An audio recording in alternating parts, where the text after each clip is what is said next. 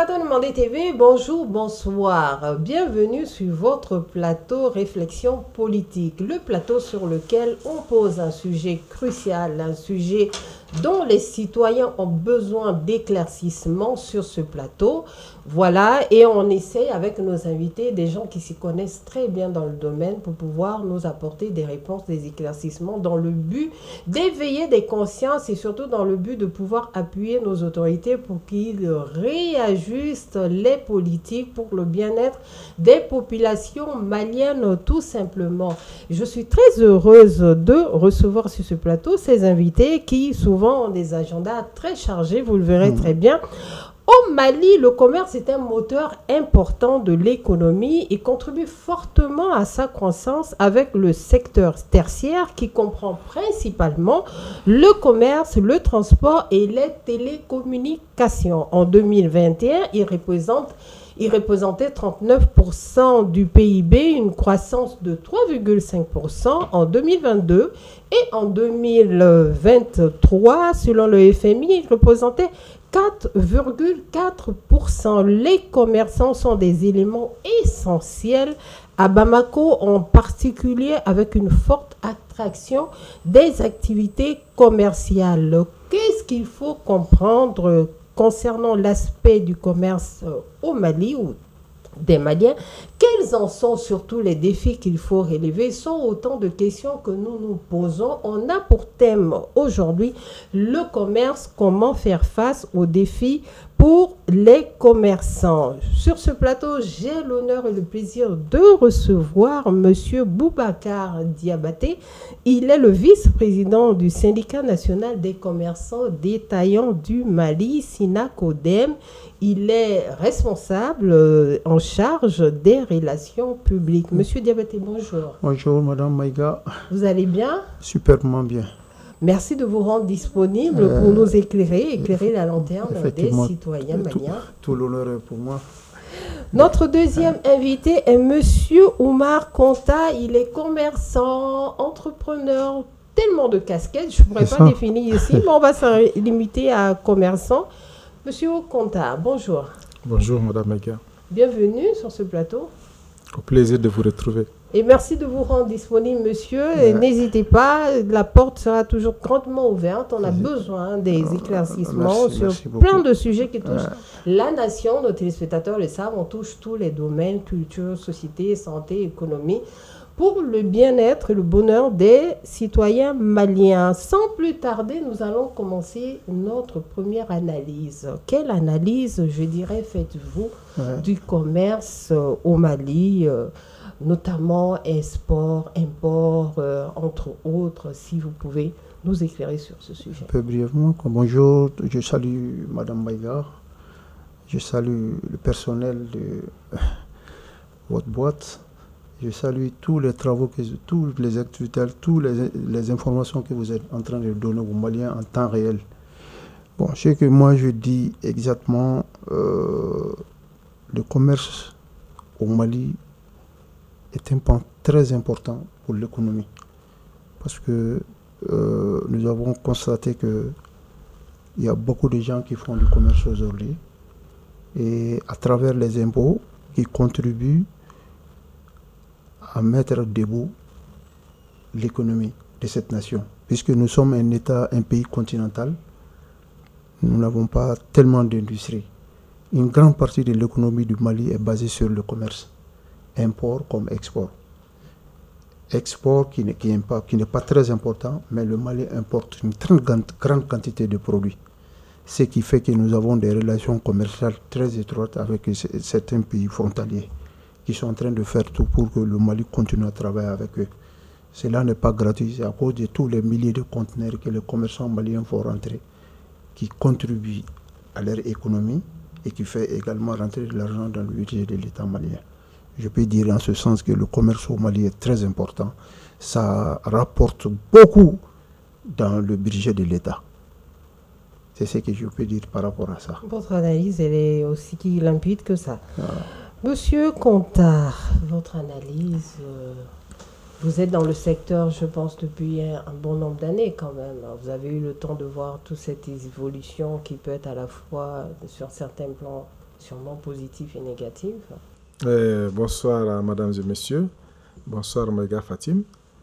Je suis honoré d'être parmi vous aujourd'hui pour développer certaines choses sur le commerce au Mali. Du coup, si on prend 10 ans avant aujourd'hui, les choses vont bien, mais jusqu'à présent, il y a des choses à améliorer avec le temps. Donc, il plaît au bon Dieu, dans les jours à venir, on sait que si on se donne la main, on peut améliorer beaucoup de choses, parce qu'il y a beaucoup de choses encore à faire. D'accord, merci beaucoup. Apparemment, vous avez pas mal de défis qu'on va essayer d'éclairer, d'en parler aussi. Mais concernant les défis, on voit les commerçants. On pense que c'est des métiers manuels qui se limitent à ça. Pourtant, c'est un secteur, comme vous l'avez dit, qui est très régi. C'est ça. Il y a une certaine réglementation, Oui. il y a une législation C'est même qui encadre ce métier, parce qu'on le voit avec la chambre de commerce, Oui. on voit tous les secteurs, les pans de ces secteurs, notamment le transport et tout, la logistique, les transitaires, la douane. Oui. C'est un circuit complexe. Très complexe.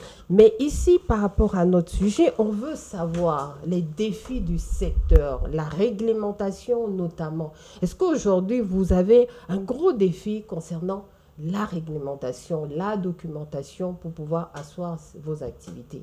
C'est-à-dire, je comprends bien quelles sont les conditions qu'une personne doit faire pour être commerçant. C'est ça, ça peut être ça aussi. Justement. Donc, c'est très simple. Ça régit à des lois, à des textes donnés par nos autorités de tutelle, notamment le code de commerce. Il faut avoir des documents. Il faut être, soit une personne physique ou morale, il faut être muni de documents, il faut être déclaré aux impôts. Et surtout, il faut être un homme correct qui respecte les lois qui régissent ce secteur. C'est aussi simple que ça. Notamment le registre de commerce, tu dois l'avoir. Dans l'activité même, proprement parlé, il faudra avoir une comptabilité fiable. Justement, pour pouvoir payer les impôts, il faudra que tu donnes quand même un profil. Il faudra que tu amènes des produits licites qui ne sont pas des produits illicites. Par exemple, tu ne peux pas venir avec des produits que l'État malien ne veut pas. Par exemple, des produits frélatés, des produits qui ne répondent pas aux normes et surtout qui ne protègent pas les consommateurs. Il faut être en règle par rapport à ça. On peut être le milieu malien par rapport au commerce est prêt à accepter tout le monde. Mais il faudra au préalable que tu réponds à certaines normes, à certaines législations, à certaines règles, à certaines lois. Comme j'ai parlé du code de commerce, il faut par exemple, avoir un document, il faut payer les impôts. Est-ce qu'aujourd'hui, par rapport à cette réglementation, vous avez beaucoup de difficultés pour pouvoir avoir accès à ces documents qui font en sorte que vous êtes en règle? Bon, je peux vous passer cette question? Je vous en prie. Bon, par exemple, il faut avoir le NIF. Est-ce qu'aujourd'hui, il y a des difficultés, par exemple, pour avoir le NIF? Non, il n'y en a pas. Il y en a pas. D'accord. Par exemple, quand tu veux être... Le bureau unique, voilà, c'est ça, tu n'as pas de problème. Tu es en activité, tu viens, on te donne les NIF. D'ailleurs, ça arrange l'État, parce que ça permet une forme d'identification, numéro d'identification fiscale. Ça te permet d'être en règle par rapport au fisc. Ça permet à l'État, à certaines personnes, de quitter l'économie souterraine pour être un commerçant. On ne peut pas être commerçant comme on le veut. Il faut aussi respecter certaines règles imposées par l'État. Notamment, par exemple, tu veux faire un marché. N'importe qui ne peut pas faire un marché. Il faut être en règle par rapport à certaines situations. D'accord. Monsieur Conta, est-ce que c'est le cas pour vous? Vous avez des difficultés à ce niveau pour tout document, en fait? Non, tel bien n'est pas. s'établir pour être vraiment dans les normes et être en règle avec le pays. Est-ce que vous avez des difficultés? Non, pas du tout, dans la mesure où si tu es intéressé par le document, quand tu vas aux impôts, tu demandes, j'ai besoin de ça, on te le donne tout de suite. À l'heure actuelle, les agents des impôts sont vraiment à la hauteur de nos attentes, dans la mesure où de ce dont tu as besoin, quand tu t'exprimes à ce sujet, tout de suite il y a quelqu'un à tes secours pour te donner ce dont tu as besoin. Et si tu veux prétendre au marché, je reviens sur ce que mon collègue vient de dire, si tu prétends à un marché, il faut être, par rapport au dossier, il faut avoir le NIF, il faut être en règle par rapport au TVA du mois, il faut avoir le quitus, et tout ça là, si tu ne payes pas des impôts, tu ne fais pas de déclaration chaque mois mensuel, tu ne peux pas l'obtenir. Donc, tu ne peux pas aussi te permettre, aujourd'hui, j'ai un marché, il faut avoir le document impérativement aujourd'hui. Impossible. Il faut continuer à payer les impôts. Quand tu payes les impôts chaque mois, tu fais tes déclarations, tu payes. À la fin d'année, tu déposes le bilan. Normalement, quand tu postules à un marché en ce moment, l'État est dans l'obligation de le donner parce qu'il est en règle vis-à-vis de l'État. Tel n'est pas le cas. C'est parce que ceux qui détiennent le marché, qui le trouvent très souvent, ils ne sont pas en règle avec l'État. Car quand ils viennent, un tel m'a octroyé un marché et je vais tout de suite avoir le quitus, je vais tout de suite avoir le NIF. Ce n'est pas possible. Le NIF aujourd'hui, à l'époque, quand tu déposes le NIF, il te faut 1 semaine à 10 jours pour l'obtenir. Aujourd'hui, quand tu déposes le NIF, quand tu déposes pour avoir, comme on appelle, un quitus, dès qu'on rentre dans la machine, on voit tout de suite que vis-à-vis de l'État, tu n'as pas de dette. Donc la douane valide. Quand la douane valide, tout de suite, les impôts valident, on te l'imprime. On te l'envoie dans ton téléphone si tu veux. C'est à toi de l'imprimer, tu mets le timbre de 7500, tu fais tes activités avec. Mais si tel n'est pas le cas, si tu as besoin de ça, tout de suite, tu peux l'avoir. Parce que dès qu'on met le NIF, tout de suite, ça sort que tu n'es pas en règle vis-à-vis de l'État. Tu ne paies pas tes impôts, tu ne fais pas de déclaration, tu ne déposes pas de bilan. Et si tu ne déposes pas de bilan, tu ne peux pas prétendre à un marché de l'État. Car le bilan que tu déposes, c'est avec ça qu'on voit ce que tu as pu faire et ce que tu n'as pas pu faire. Quel marché tu as fait, quel marché tu n'as pas fait et pourquoi tu ne l'as pas fait. Et qu'est-ce qui a manqué? Et personne ne peut se plaindre des impôts aujourd'hui par rapport à ça. Quand tu te présentes, tu as le document, tout de suite tu es dans tes droits. Et si tel n'est pas le cas, tu vas traîner au rang, tu appelles X, tu appelles Z, aidez-moi. Non. D'accord, donc en gros, tout ce qui est documentation, réglementation, il n'y a pas de problème à ce niveau. Il n'y a pas de problème. Tout se passe bien. Et l'autre aspect, l'autre aspect, on est en train de parler des commerçants qui sont dans le réel, qui font des marchés. Mais il y a également des millions de gens qui sont dans le commerce, qui rentrent, la porte est ouverte à tout le monde. Ils viennent, ils s'installent, ils prennent des produits, ils les vendent. Maintenant, ceux-ci ne payent que les impôts synthétiques. Et ça a été élaboré à partir des États généraux du commerce après le coup d'État de Moussa Traoré. Nous avons fait des États généraux du commerce. Les petits commerçants ont demandé à quitter le réel pour venir aux impôts synthétiques. Et nous sommes des milliers dans ce monde dont moi je représente les commerçants détaillants.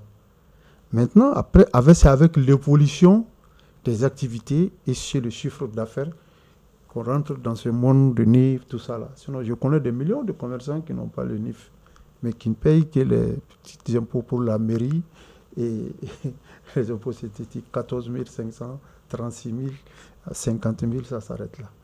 130 000, récemment ils ont monté un peu à 130 000. Mais maintenant, ils sont en train de faire des enquêtes, parce qu'il y a beaucoup de gens qui ont quitté l'informel, qui sont dans les centaines de millions à chiffre d'affaires. Actuellement, ils sont en train de faire ce travail, les impôts, pour les faire quitter du synthétique au réel.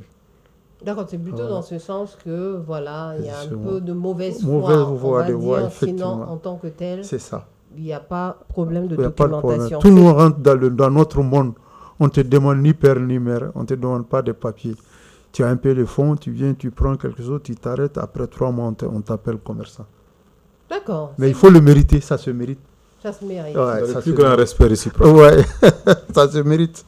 D'accord, messieurs, merci beaucoup, parce qu'on avait beaucoup besoin de ces éclaircissements-là, en tout cas sur ce point-là. Ouais. À côté de ça, vous avez sûrement des défis. Ouais. Et sur les défis, on va en parler. Est-ce que vous avez des défis au niveau de l'importation ou de l'exportation? C'est vrai que le Mali n'est pas gros exportateur, on va dire.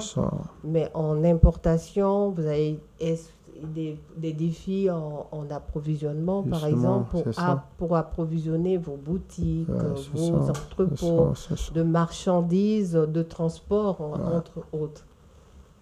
Bon. Comme vous l'avez si bien dit, madame, l'exportation, le Mali ne brille pas trop parce que nous ne sommes pas trop un grand pays exportateur. À part l'or, le coton, les choses, les brebis, un peu le Made in Mali aussi. Made in Mali, effectivement. C'est très léger. Effectivement, c'est très léger. Nous ne sommes pas trop exportateurs, mais nous importons tout parce que nous produisons peu. En ce sens que nous avons des difficultés par rapport à l'approvisionnement. Je vais même vous donner une information capitale qui est en train d'être applaudie par tout le monde. L'actuel ministre de l'équipement, Madame Dambélé Madine, oui, a fait sortir une loi par rapport au volume des remorques. Des semi-remorques. Des semi-remorques. Et il a fait sortir un décret pour couper les remorques. Parce que c'est trop volumineux. Et sur la route, vu l'état de la route, Kaï, Dakar, Madame Maïga, il n'y a que des accidents. Tous les jours, c'est des voitures qui se renversent avec les marchandises des commerçants. Ça fait des dégâts énormes. Tu ne peux pas faire un mois sans voir 10 ou 20 remorques qui ont basculé dans les ravins avec des pertes de millions. Et comme vous le savez, comment ça s'appelle là, les assurances ne sont pas au rendez-vous. Généralement, c'est les commerçants qui payent. Madame Dambélé Maïga a fait sortir une loi. Ils sont en train de couper tous les remorques pour les rendre conformes aux réalités des routes. Monsieur Diabaté, est-ce qu'aujourd'hui vous avez des difficultés pour vous approvisionner? Oui, des difficultés. Par exemple, si vous avez des marchandises qui quittent d'un pays X pour le Mali ou d'un pays Y pour le Mali, est-ce que sur l'acheminement de ces produits-là, vous avez des difficultés? Des sérieuses difficultés par rapport à l'état des routes.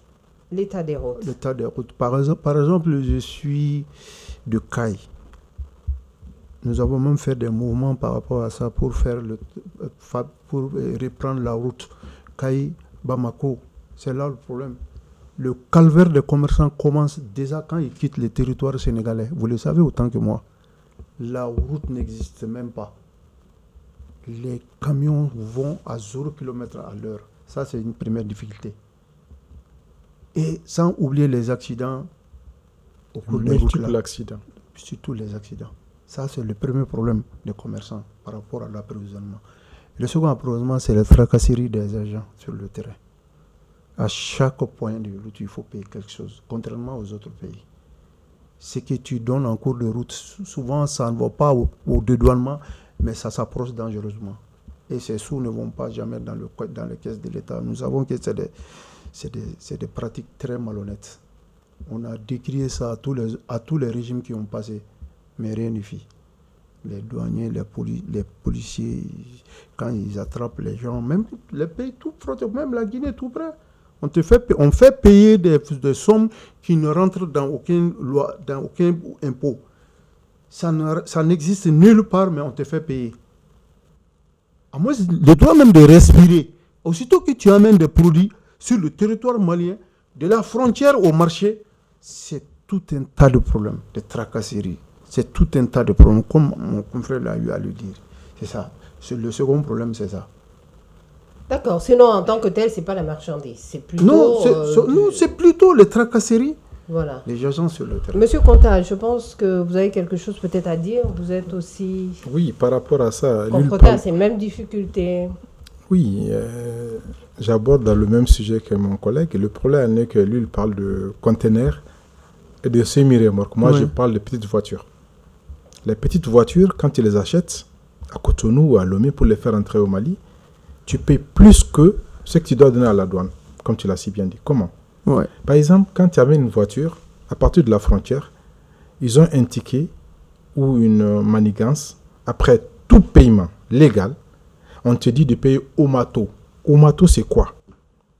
Le directeur de Omato de la frontière n'arrive pas à me développer cette phrase. Je l'ai demandé 1001 fois. J'étais obligé d'appeler à Bamako. Quelle frontière? Je parle de Benena. Voilà. La frontière Burkina-Mali. Okay. Benena, côté 100, pour être précis. On te prend 15 000 francs par véhicule, on te donne un reçu bidon. On dit entrepôt du Mali. Tu payes 15 000 par véhicule, on te donne le reçu. Et j'ai amené ces fameux reçus que j'ai en poche tout de suite où je vous parle au ministère de Transport. Je n'ai pas pu avoir gain de cause. Admettons que 200 voitures rentrent par jour, 15 000 francs par véhicule. Combien de millions ça fait? Ça fait beaucoup d'argent quand même. L'année, combien? On ne peut pas l'estimer. Des millions. Et c'est l'État malien qui perd. Et les gens s'enrichissent au-delà de l'État. Il faut impérativement qu'on nous aide à souligner ces problèmes et à les solutionner. Dans la mesure où c'est la gendarmerie qui est complice. Car quand tu dis que tu ne payes pas, la gendarmerie te met la barrière, tu ne rentres pas. Tu as payé le droit de ta voiture. Tu dois rentrer avec ta voiture. On te bloque la voiture, il faut que tu payes ces fameux 15 000 à Lomato, sinon tu ne rentres pas. Et Lomato a le siège à Lomé. Et toi, tu es au Mali.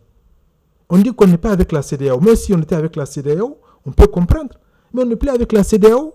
Et le même pratique continue. Et le même pratique continue. Pas plus tard qu'aujourd'hui, j'ai appelé à la frontière, la même chose continue. Il faudra qu'on nous dise c'est que ça sert cette famille au Mato. Ça, je vous parle du côté du Benena vers 100, précisément. Du côté de Sikasso, c'est pareil. Quand tu rentres à Heremakono, on te fait payer l'Omato. Et personne ne sait là où l'argent lave. Le monsieur est là, il a ses 2 pieds sur la table, tranquille. Tu finis tes formalités policières, douanières, tu veux t'en aller. On te dit non, il faut passer à l'Omato. J'ai dit pour faire quoi? Il faut payer. Tu payes, bon, c'est 15 000, mais tu donnes 5 000, tu passes. 200 véhicules, 5 000 francs. Le gars l'empoche. Au détriment de l'État. Donc, pour contribuer. Et du commerçant. Et du commerçant. L'argent qu'on paye pour ces fameuses personnes, j'aimerais qu'on nous éclaircisse. L'argent là va où? Et pourquoi on le paye? Il faut une enquête. Parce que ça ne peut pas continuer. D'accord. On a quand même le Conseil malien des chargeurs. Oui. Vous êtes dans une association. J'ai un ami qui est Alors, président. est-ce que le Conseil malien des chargeurs, qui est censé faire en sorte que tous les chargeurs ou bien tous les transporteurs du Mali, en tout cas tout ce qui est attrait au transport, aux chargeurs, aux charges des marchandises, produits et autres des commerçants, des opérateurs économiques, n'aient pas à subir certaines difficultés? Est-ce que vous parlez avec eux? Bon, souvent il y a des réunions de ce genre avec notre autorité de tutelle, la Chambre de commerce. Comme le Conseil malien des chargeurs, c'est une structure indépendante, ils ont un président, ils ont un truc d'administration, ils font des conseils, ils font des réunions et ils rapportent les décisions au ministre. Maintenant, tous ces problèmes sont en train d'être depuis plus de 20 ans. Recensés, mais depuis plus de 20 ans, ces problèmes-là existent. Par exemple, l'une des plus grandes frayeurs des commerçants, comme je viens de le dire tout de suite, il y a des remorques. Si tu prends des produits à Dakar, tu pries chaque jour pour que la voiture... Le camion rentre sain et sauf. Sain et sauf. Ça, c'est un problème. Parce que tu as 50% de chances que les camions se renversent, que ça rentre en sain et sauf. Et tu peux perdre comme ça tout ton fonds de commerce et disons tout ton chiffre d'affaires, pas le fonds de commerce, parce que le fonds de commerce, c'est pas l'argent. C'est l'ensemble moyen matériel et immatériel que tu possèdes dans l'exercice de tes activités, bien sûr. Mais tu peux perdre carrément la totalité de tes chiffres d'affaires. Imaginez que quelqu'un vient avec des verres et avec des remorques tout remplies qui se renversent. Ça, c'est de sérieux problèmes. Mais comme je l'ai dit, Madame le ministre de l'Équipement, Madame Dambélé maintenant vient de prendre des lois qui sont en train d'être applaudies. Au prime d'abord, les commerçants n'avaient pas compris. Mais aujourd'hui, c'est en train de réduire drastiquement les accidents sur le tronçon Caille, Sénégal, Mali, justement. Parce que la route de l'État est exécrable. Il n'y a même pas de guidron. Maintenant, il n'y a même plus de guidron. Entre Caille et Bamako, ils ont commencé, mais ça évolue. Ça évolue de façon inexistante. Et chaque jour, c'est des camions, des remorques qui se reversent avec les produits des gens. Et maintenant, il a bien réfléchi sur ça. Il a demandé de réduire carrément le volume des remorques pour qu'ils puissent être conformes à l'état des routes. Mais ce que Du j'ai 20 dit à à l'État, 16. ce n'est pas seulement pour la population civile, c'est pour les commerçants. Il faut que l'État prenne des dispositions pour mettre les trafics les plus fréquentés, comme la route de Kaï-Bamako, soit vraiment Sécurisé, acceptable, utilisé. On sécurisé. va arriver quand on Voilà. sera aux recommandations. Justement. On reste toujours dans ce transport-là. Vous avez interpellé, vous avez recensé, mais Effectivement. qu'est-ce qu'on vous dit en face? Qu'est-ce qu'on vous dit en face? On va trouver des solutions ou bien pour Je ne l'instant, pense pas que ça... on est en réflexion? Moi, je suis désolé, mais je ne pense pas que ça soit une priorité des gouvernants. Ça n'a jamais été une priorité parce que moi, j'ai été président d'une grande association de la première région, le FARC de Caille. Nous, on a été même obligés de faire une grève pour couper la route au temps de IBK. J'étais au four et au moulin, j'ai été même reçu avec Dramé et les autres par Boubou Sissé pour essayer d'aller plaider la cause pour libérer la route. Sinon, les Caïsiens ont dit qu'aucune voiture ne rentre ni ne sort de Caïs. Tant qu'on ne donne pas une promesse ferme de reprendre cette route-là. Cette route, les Caïsiens sont en train de la demander plus de 20 ans aujourd'hui. Alors que les 70% des trafics du Mali passent par ce tronçon-là. Mais la route est acceptable. Les cars de transport font souvent 27 heures, 20 heures entre Bamako et Caille.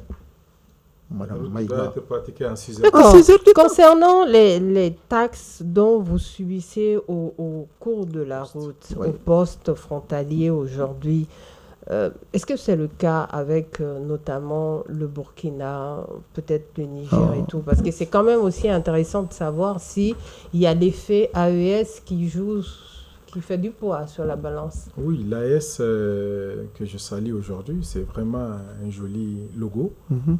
mais ça s'arrête là. Parce que quand tu dis à un Burkinabé, je suis de l'AS, je ne paye pas ça, il te dit l'AS, là, je ne l'amène pas au marché. Moi, je ne vais pas risquer ma vie pour l'AS. Ceux qui parlent de l'AS, ils sont dans leur bureau. Moi, je suis au front. Ah bon? Ah bah oui.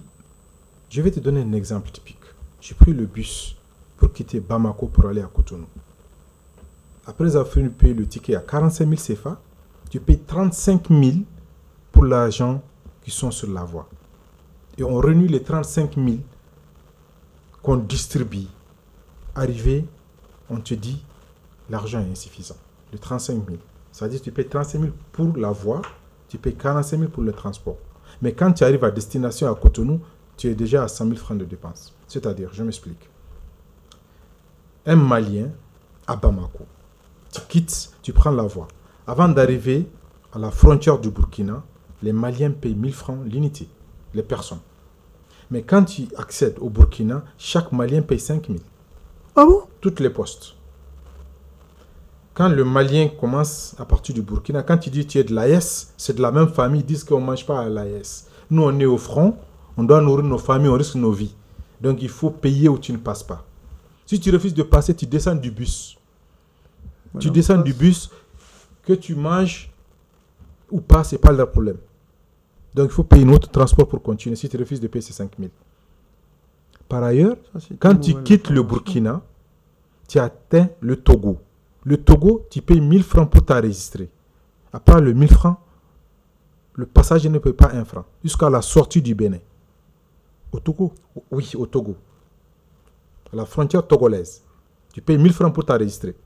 Quand tu sors du Togo, tu payes 1000 francs pour t'enregistrer. Si tu as les documents, c'est-à-dire tu as la carte de vaccination, tu as ton passeport ou ton carte biométrique. C'est 1000 francs.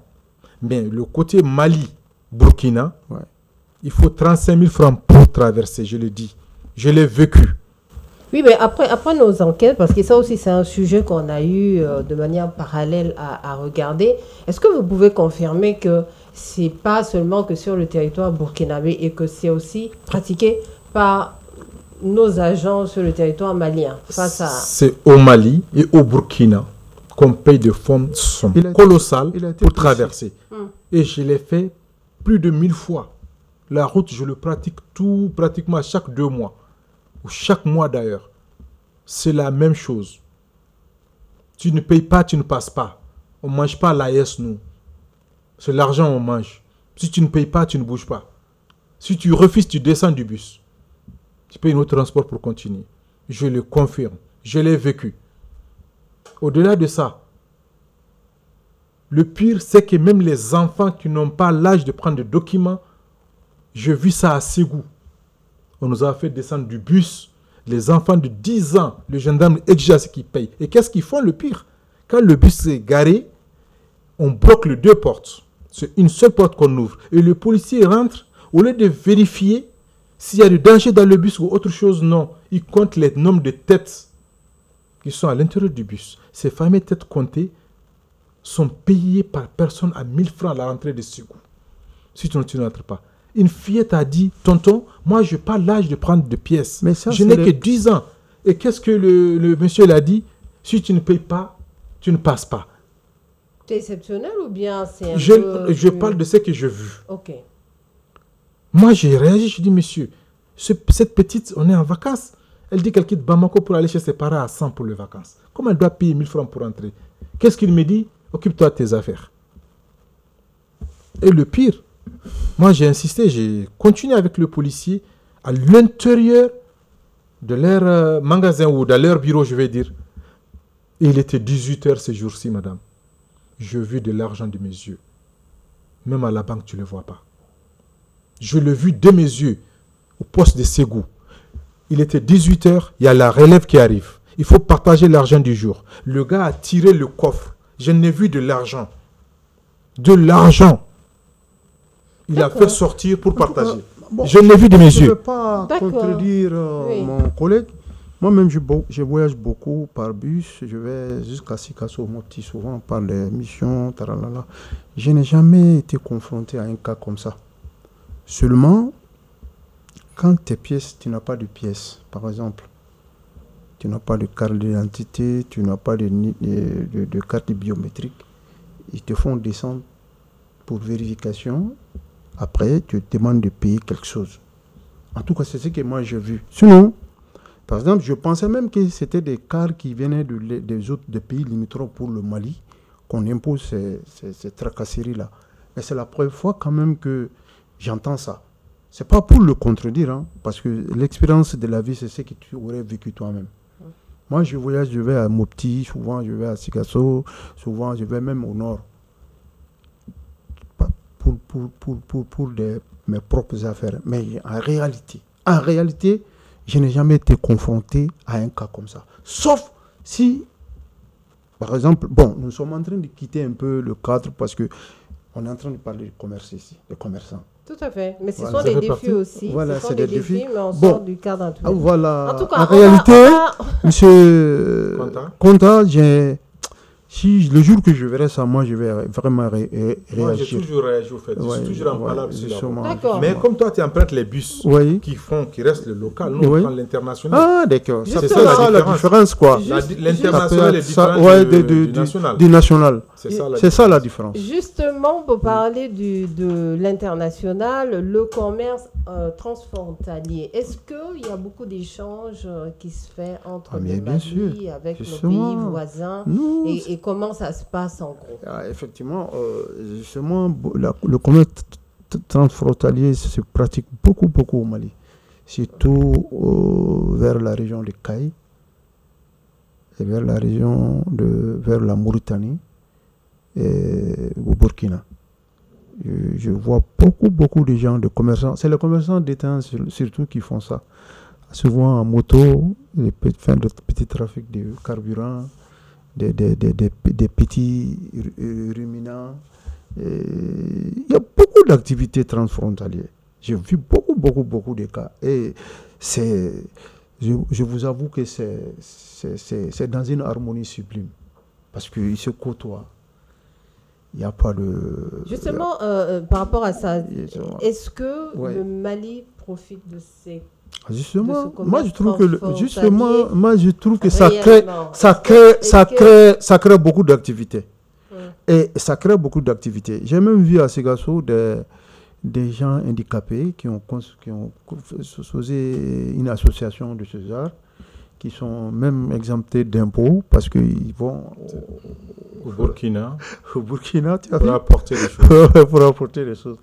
Ils donnent la carte blanche pour les encourager et puis aller travailler. C'est vraiment bien. Ça lutte contre le chômage ça crée de l'emploi.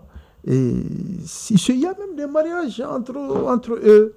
Moi, je trouve Le que brassage, et le brassage, le commerce, tout ça, là. Est-ce qu'au niveau de tout ce qui est réglementation, ils sont dans les normes? Est-ce Non, qu'ils payent leurs impôts? Est-ce que vous Non, êtes dans une association? justement, C'est non, l'informel. généralement, chez des gens, purement informel. ils sont dans l'informel. Ouais, Ils sont dans C'est l'informel. un La manque à gagner plupart, pour l'État. c'est un Ouais, grand sans manque aucun à doute. gagner pour l'État. sans aucun Ah ouais, doute. sans aucun doute. Payer Il y a un le grand minimum manque. soit Voilà, c'est toujours un avantage pour justement, l'État. parce que c'est de l'économie souterraine. Ils prennent des marchandises, et c'est tout, même à Dodan. Hein.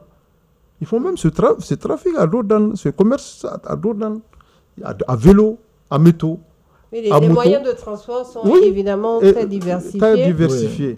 Mais Monsieur il y a des milliers de personnes qui font ça, qui D'accord. traversent les frontières pour les échanges des produits. Oui, oui. Ouais. On se doute carrément. Monsieur Conta, par rapport à ce commerce transfrontalier, on a compris que vous allez plutôt chercher de la marchandise, mais est-ce que vous faites l'inverse en Non. allant avec des produits au Mali? Donc pour ça, vous n'avez pas vraiment Non, à non, faire non, face non, non.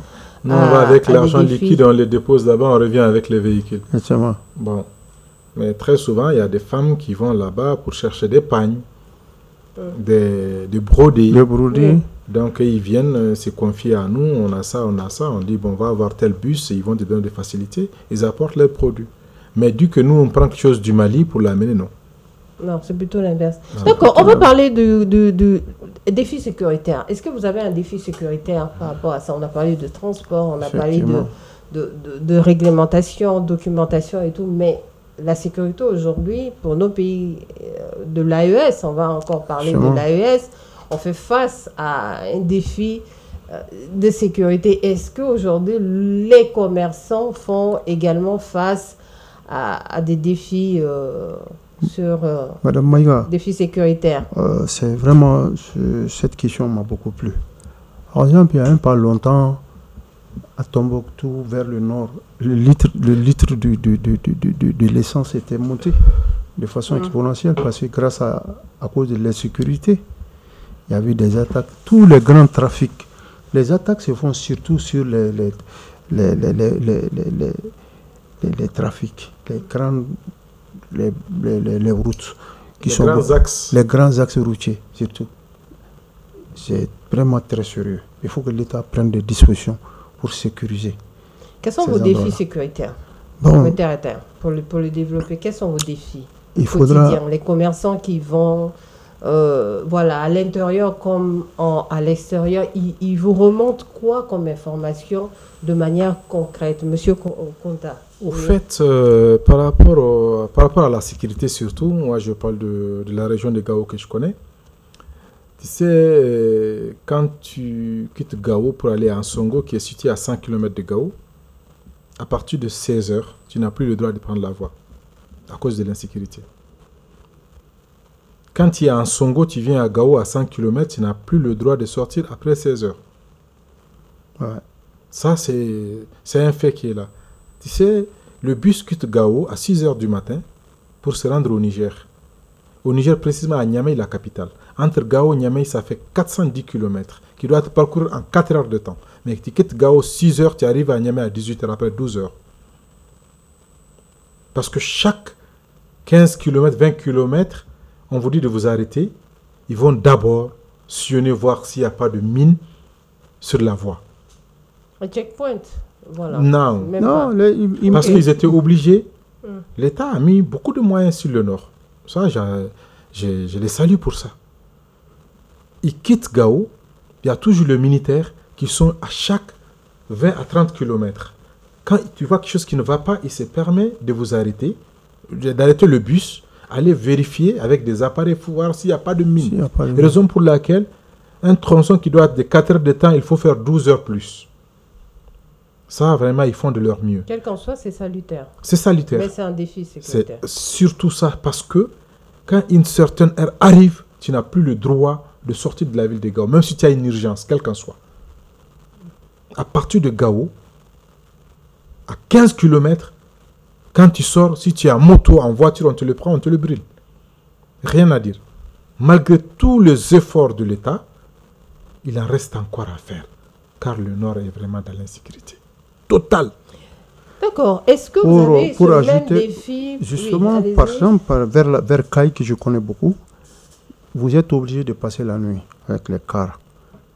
C'est la route Bamako, Caille, Bamako. Arrivé à un certain si le soleil tombe déjà, il faut passer la nuit. Sinon, vous serez attaqué en cours de route. Il y a tellement d'attaques, de braquages que je ne peux même pas compter par mois. C'est des bandits qui en font également leur métier parce qu'il y a tous les bandits, tous les fripouilles de la sous-région se retrouvent au Mali aujourd'hui. Ils profitent pour se mêler aux soi-disant djihadistes. Mais c'est juste pour voler les gens. Il y a beaucoup de cars qu'on arrête sur ces tronçons. Tout le monde descend, on les met sur ventre à terre. Tout le monde on les fouille. Même les téléphones sont emportés.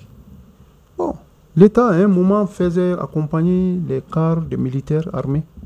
Mais la nuit, voilà des escortes. Mais la nuit, vous êtes obligé de passer la nuit. Vers si le soleil tombe, tu ne peux plus voyager. 5h, 6h, on lance le car qui continue avec des escortes derrière. C'est un grand défi. Regarde, exemple, quand tu vas à Mapti, ça. Quand tu arrives à 15 km de Mapti, il est 18h, tu passes la nuit, tu ne rentres pas à Mapti. Voilà. À Sévar est juste à côté.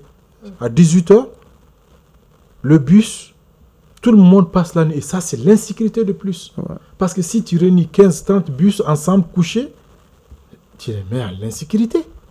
Autant les protéger pour qu'ils rentrent en ville, au moins ils sont plus en sécurité que la brousse. Mais on le fait passer la nuit à 15 km de la ville. Et quand ils sortent, c'est vice-versa. Il y a vraiment le défi sécuritaire, surtout sur le tronçon de Gao. Regarde Gao-Bamako, bon je vais dire Gao-Sévaré, c'est une route de 84. Il parle de... C'est Moussa Traoré qui a fait cette route. C'est ça. Depuis 84, la route là n'a pas été rénovée. Donc il n'y a pas de route. Tu quittes Gao pour te rendre à Sévaré, ça te fait 607 km. Il te faut 4 jours. 4 jours de route. Il y a des parents qui sont arrivés de Gao hier, qui ont quitté 5 jours pour arriver. Ils disent qu'ils n'ont plus d'eau. Ils n'ont plus de quoi à manger. Ce lot de pluie qu'ils boivent, ils sont tous tombés malades, diarrhée, du n'importe quoi. Hier, toute la journée, on était à l'hôpital avec eux. Mais ce sont des préalables quand même qui ont été mis en place. C'est vrai que ça rallonge la distance pour pouvoir rentrer, mais quelque part, on peut comprendre. Il vaut mieux préserver une certaine sécurité. Arriver à plusieurs jours après, sain et sauf, ou tenter de... À quelque chose de valeur, quelque chose c'est bien. C'est ça. Contraignants pour vos activités, on peut le dire, mais qui sont tout de même compréhensibles, quelque part. Tout ce que tu as, mais qui est au niveau de Gao, pour faire venir à Bamako, c'est un problème. Tu sais, quand tu achètes quelque chose à Gao, pour le faire venir à Bamako, il faut que la chose quitte Gao pour Niamey, Bénin, Togo, Burkina, Bamako. Je te le dis. Si tu ne veux pas emprunter cette route dangereuse qui te fait 5 jours en 600 km, tu prends le bus à Bamako, tu passes le Burkina, tu passes le Togo, le Bénin, pour rentrer au Niger, pour aller à Gao. Regarde 4 pays pour aller chez toi. La fin justifie le moins. D'accord. Toujours concernant les défis, on sait qu'il y a un défi qui touche beaucoup l'économie malienne, c'est le défi énergétique. Ouais. Voilà, la crise énergétique qui impacte. Est-ce que à l'heure actuelle, il y a eu amélioration évidemment des coupures? Est-ce que ça a notamment amélioré ce petit défi que vous faites face souvent aussi? Oui, effectivement, c'est un grand problème, mais qui est en train de s'améliorer. C'est pas quand même comme en 2024, c'est en train de s'améliorer un peu. Mais sinon, ça a fait des dégâts énormes dans le secteur que je représente aujourd'hui. J'ai beaucoup d'amis qui ont fermé leur business à cause de ça. J'ai un fils même qui est parti, qui est un sortant de l'université à Moscou, qui a fait les pressings. Il avait plus de 9 pressings. Il n'y en a que 2 maintenant. Il a fermé les autres. C'est pour ne parler que ça. Le problème énergétique, c'est un sérieux problème. Mais Ça touche tous les secteurs. Tous les Mais secteurs, au niveau tous du les commerce, secteurs. est-ce que ça vous impacte tant que Bien ça? sûr, pour travailler souvent, Ouais, il faut allumer, il faut mettre des commodités dans le magasin pour que les clients puissent être à l'aise et acheter. N'est-ce pas? Heureusement que solution, mais pas du côté de l'État. Les gens sont en train de naviguer de virer sur les panneaux, sur l'énergie solaire. Et c'est un manque à gagner pour C'est un l'État manque dans à les jours gagner. à venir. Et ça a répercuté avant que les panneaux soient disponibles, parce que je salue au passage l'État qui a vraiment fait de son mieux pour subventionner ces produits-là. Les batteries, lithium, tout ça là. L'État ne gagne rien là-dedans. Au contraire, l'État a subventionné à un grand pourcentage. Les gens sont en train d'amener ça pour que ça soit mis à la disposition de la population et notamment les commerçants. Et je connais également beaucoup de jeunes frères qui faisaient la menuiserie métallique qui ont eu de sérieux problèmes. Mais ils sont obligés aussi d'aller sur les panneaux aujourd'hui pour pouvoir s'en sortir. D'accord. En tout cas, on reste dans notre cadre du commerce. Pour aboutir à Oui. ce que vous venez de dire, moi, Ouais. le constat que j'ai eu à faire, il y a eu plus de divorces. Ouais. Ça, c'est les conséquences. C'est- un petit c'est peu, ça. Plus de divorces. Ouais, ouais. voilà, Les techniciens de froid, c'est ça. les soudeurs métalliques, oui. ils n'arrivent plus à servir à leurs besoins, à payer le magasin. On dira Ça- les dommages collatéraux, Collatéraux. de tout ça. De tout ça. Alors, est-ce que tous ces défis, réellement, ça impacte? On se doute que ça impacte la hausse des coûts, le prix bien sûr. des produits. Et comment vous arrivez à trouver un équilibre à cela? Est-ce que vous Bon, arrivez? Je pense que ce problème, quand on voit le circuit d'un produit, c'est le consommateur qui paye les frais.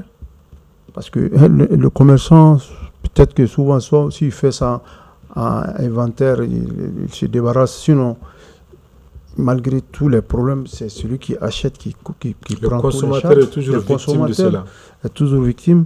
Ça fait monter effectivement les prix. Bon, heureusement, la Chine est là, Commerce avec ses déloyal. produits de bas de gamme, avec toutes sortes de prix. Les gens s'en sortent un peu. Sinon, tu veux payer aussi un produit de qualité aujourd'hui.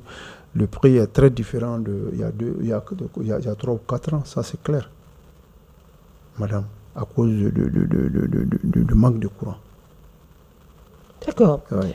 Manque de courant, pas que ça, hein, Ouais. à cause de beaucoup de défis. Beaucoup de défis. Beaucoup de défis. C'est ça. Monsieur Conta, le constat, je suppose que c'est pareil chez vous aussi. C'est pareil, mais comme il parle de Vous la avez- Chine, Oui. comme il parle de la Chine a des solutions, mais ça a des conséquences aussi. Parce que si tu prends nos grands commerçants qui mettent beaucoup d'argent dans Ouais. le bazin de première qualité, la Chine fait la copie et C'est ça. personne ne Ouais. sait celui qui a la qualité. Mais la copie, avant de le laver, c'est comme l'original. Ça. Et ça impacte sur les commerçants aujourd'hui Effectivement. qui mettent beaucoup, ils ont mis toute Effectivement. leur vie dedans. Effectivement. Et leur amour dans ce Effectivement. travail qu'ils n'arrivent plus à s'en sortir. C'est ça. D'accord, du coup, je vous me tendais une perche pour pouvoir parler de concurrence. Parce que ça, c'est de la concurrence. Déloyal. Est-ce qu'aujourd'hui, vous faites face à une concurrence? La concurrence, elle est de bonne guerre. Hein? Quand on a une activité de commerce, c'est toujours bien d'avoir plusieurs. Elle est de bonne guerre si elle est saine. Ouais. Au-delà de cela, on peut dire qu'elle n'est plus de bonne guerre. Il n'y a plus de bonne guerre. Ma question, elle va être assez simple. Est-ce que vous faites face à une Ouais. concurrence déloyale? Oui, on fait face à une concurrence déloyale venant des Chinois et des Indos. Moi, je suis l'un des acteurs D'accord. qui a mis en place l'association de commerçants vendeurs de bassin du Mali, dont le président est Bokar Yatassaï. J'ai mis cette association-là sur place, et donc je suis au courant de tout ce qui se passe dans ce secteur. Vous l'avez un peu ébauché. Madame Maïga, les Chinois ont détruit Ce pays. ce pays, je peux le dire. Ils ont détruit l'histoire du bassin. Le bassin, c'était comme un timbre-poste du Mali. Hein. Même à l'extérieur, aux États-Unis, quand tu voyais quelqu'un en bassin brodé, C'est tu un penses Malien. directement que c'est un Malien. Mais les Chinois ont fait des copies. Ils sont en train de venir vendre ça à vil prix. Et ils sont en train de causer beaucoup de sérieux problèmes aux commerçants. Et pire, les hindous, c'est les Vax. Ils ont miné le marché.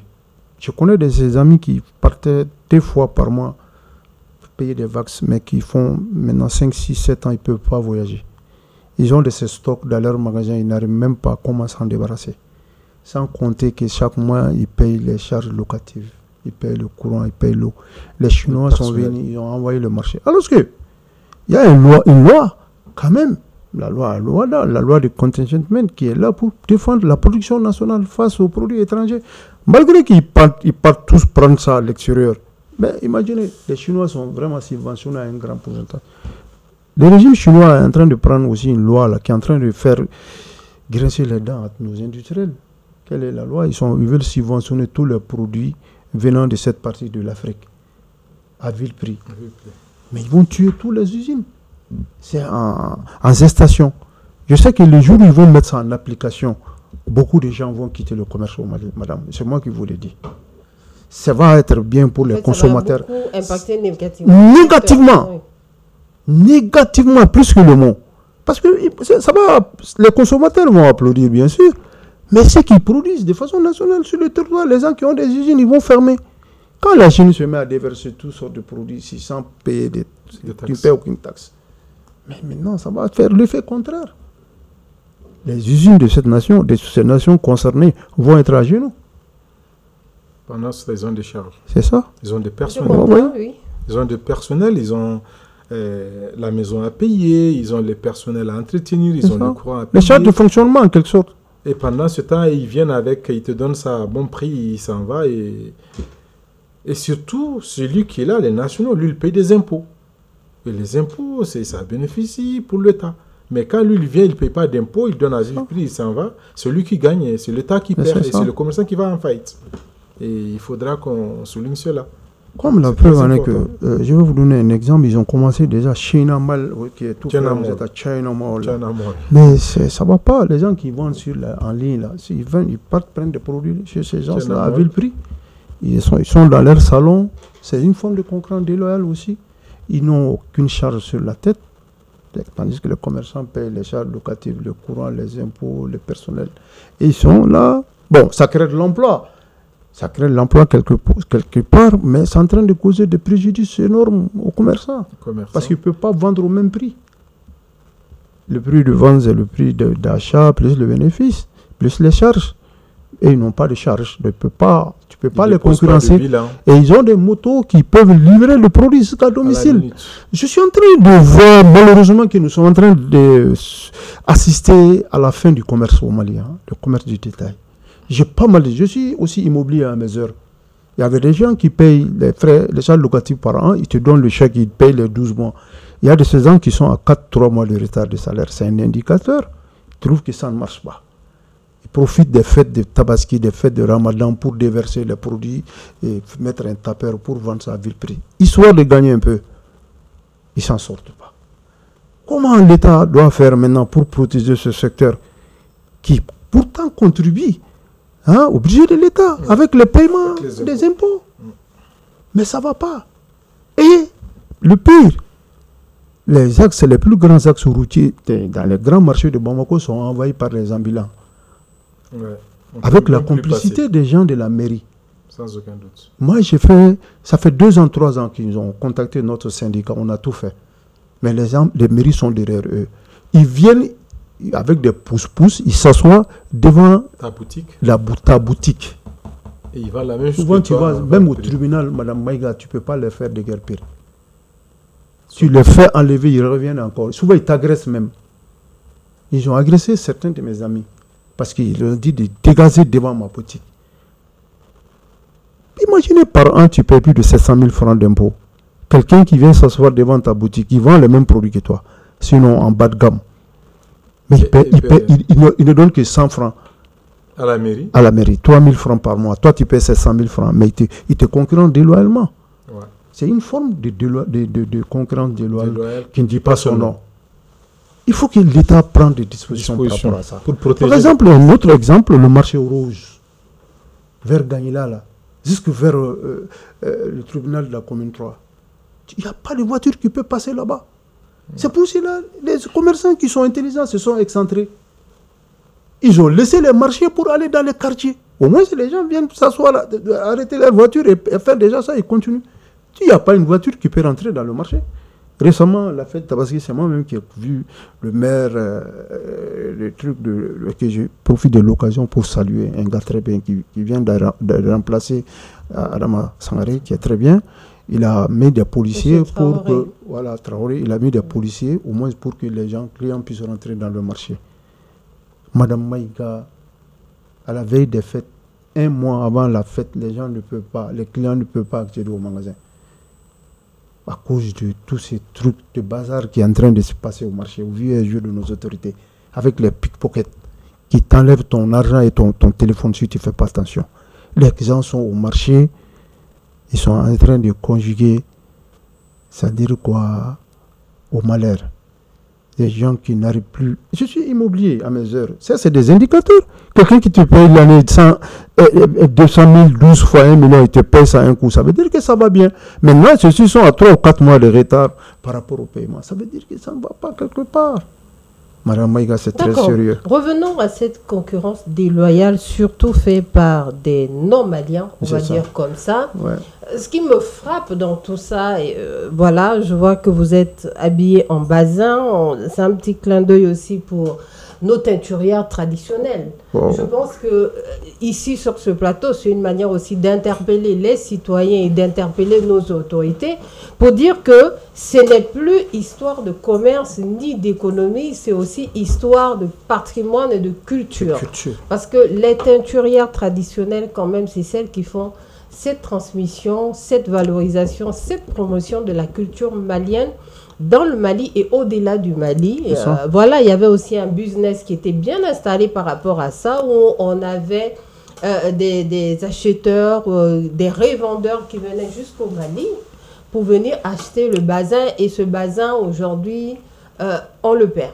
On le perd, le basin devient un patrimoine chinois, un patrimoine, en tout cas, le Malien n'est plus détenteur de ce patrimoine. Donc, sur ce plateau, téléspectateurs de Mandé TV, c'est une manière pour moi ici de vous interpeller et même d'interpeller nos autorités pour qu'ils prennent en charge cette question et faire en sorte qu'on puisse protéger ce patrimoine malien-là. C'était la petite parenthèse, on va continuer. Je voudrais ajouter un peu par rapport à ça. Bien sûr, vous pouvez. Je lance un cri de cœur. Madame Maïga, c'était le seul créneau où cette chaîne de valeur était portée comme un flambeau par nos femmes, des braves femmes.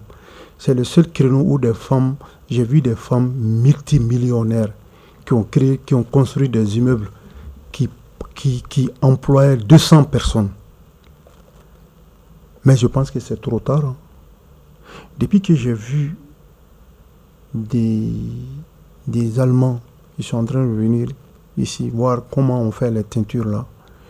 J'ai dit aux autorités qu'il faut faire beaucoup attention. C'est une chaîne de valeur qui appartient aux femmes.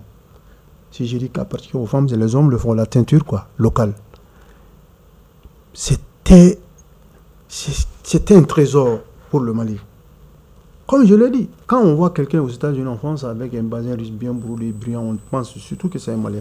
Mais nous avons perdu ce trésor-là aujourd'hui parce qu'ils amènent ça déjà coloré.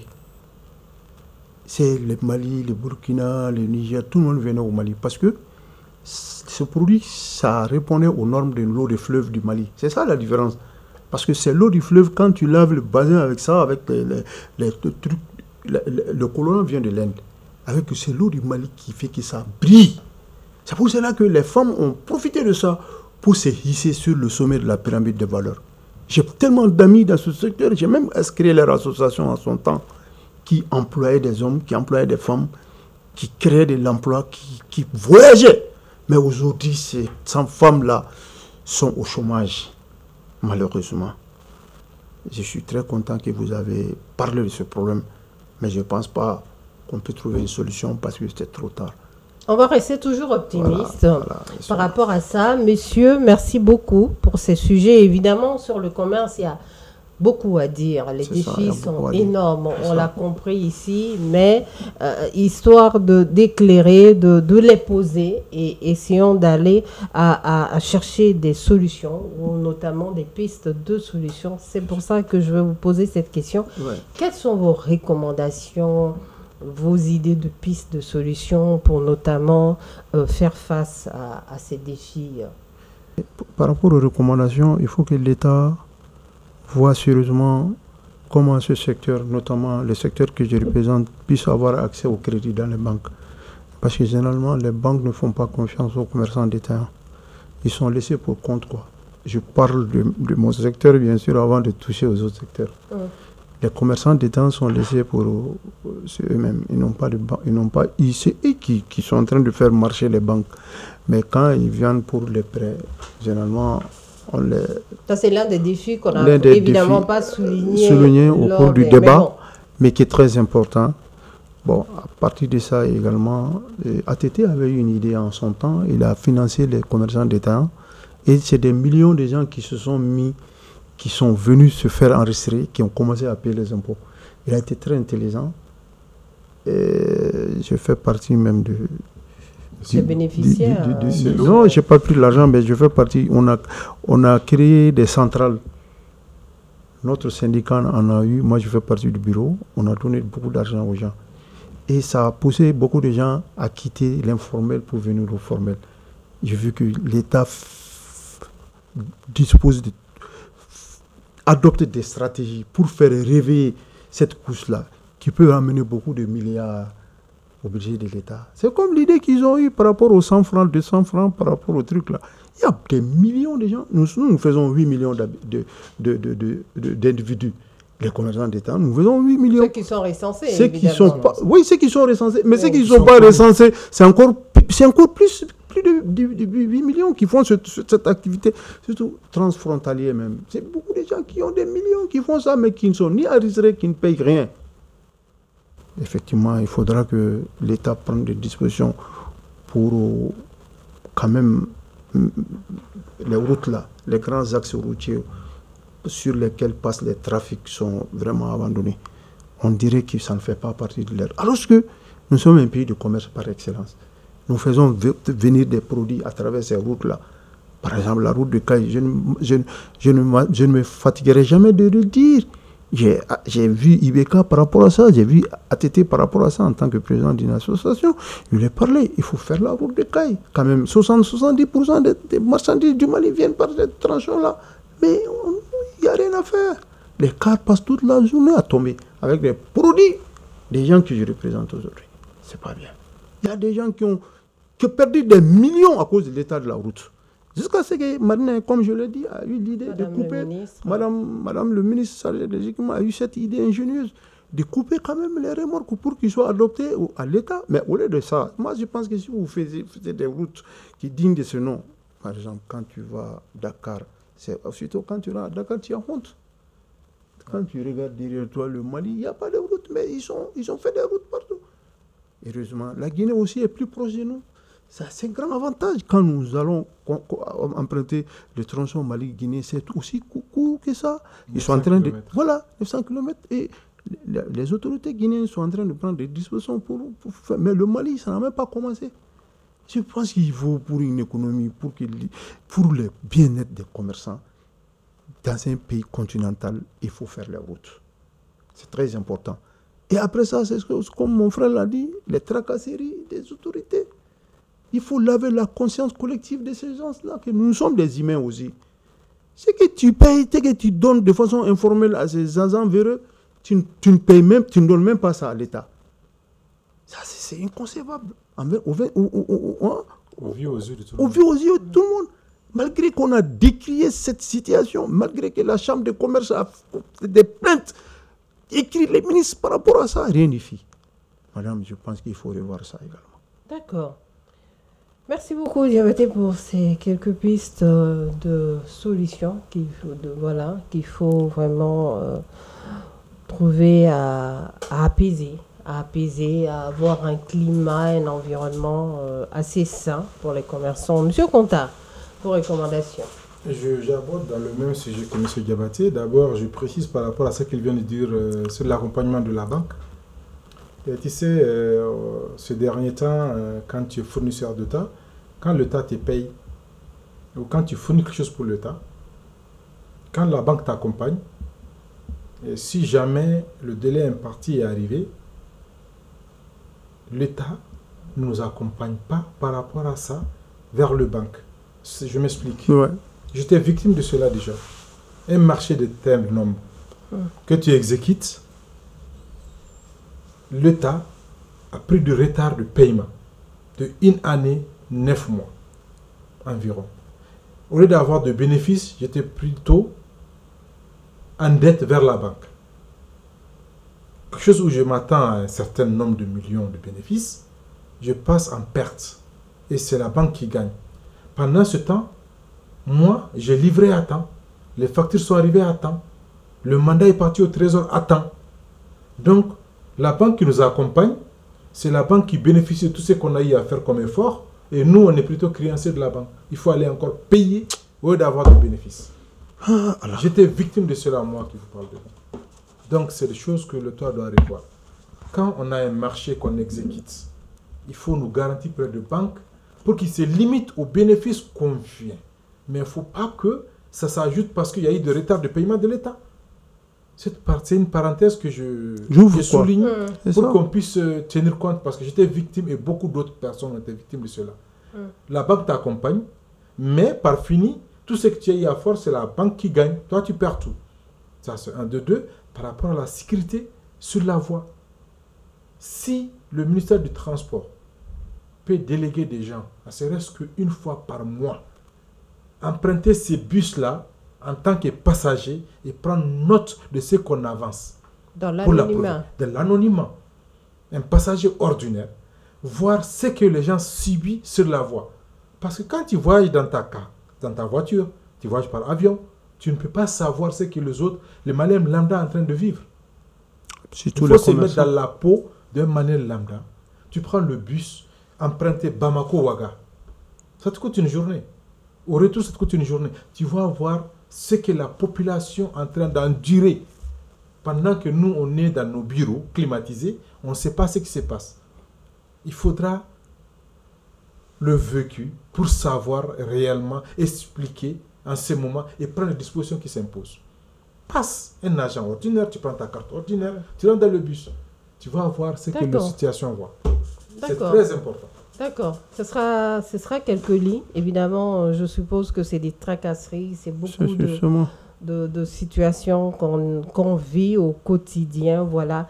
Messieurs, voilà, on a apporté quelques éclaircissements à nos téléspectateurs. On essaye par ce plateau de poser les sujets ici, évidemment, d'apporter des éclairages, des pistes de solutions, interpeller les citoyens, les populations, les autorités pour qu'ils en prennent compte au niveau des différentes politiques. Voilà, nous sommes à la fin de notre réflexion du jour. Nos invités, on ne va pas les laisser partir. Juste un mot de conclusion et dire au revoir à nos téléspectateurs. Je salue d'abord Mme Maïga pour sa timidité, son courage et surtout que elle a du feeling, quoi. Merci beaucoup.